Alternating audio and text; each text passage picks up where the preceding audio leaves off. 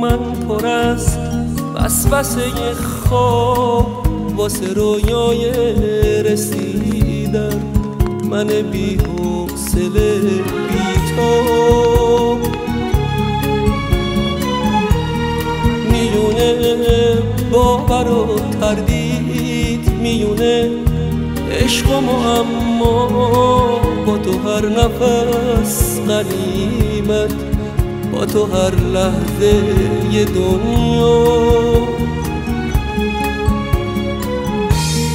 با تو پر شور و نشاطم، تو هیاهوی نگاتم، تو یه آواز قشنگی، من تو آهنگ صداتم، مثل خنده رو لباتم، مثل عشق رو گونه هاتم، تو رو میبوسم و انگار شاعر شعر چشاتم.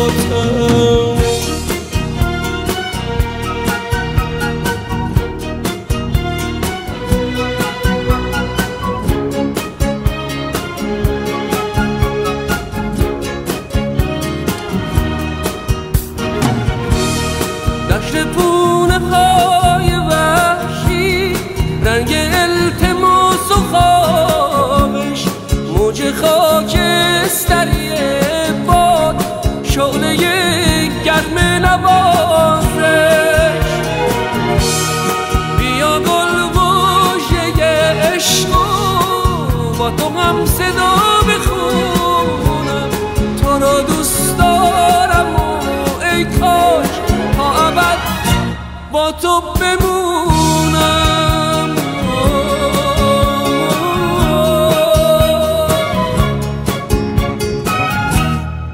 تن رود همه من پر از وسوسه خواب واسه رویای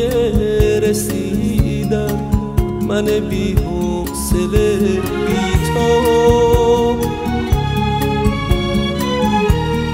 میونه باور و تردید، میونه عشق و معما، با تو هر نفس غنیمت، با تو هر لحظه ی دنیا، با تو پر شور و نشاطم، تو هیاهوی نگاتم، تو یه آواز قشنگی، من تو آهنگ صداتم، مثل خنده رو لباتم، مثل عشق رو گونه هاتم، تو رو میبوسم و انگار شاعر شعر چشاتم.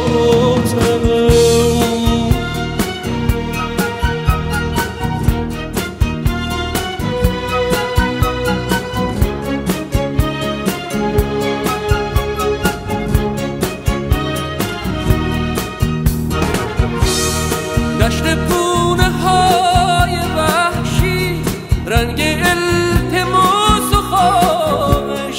موج خاک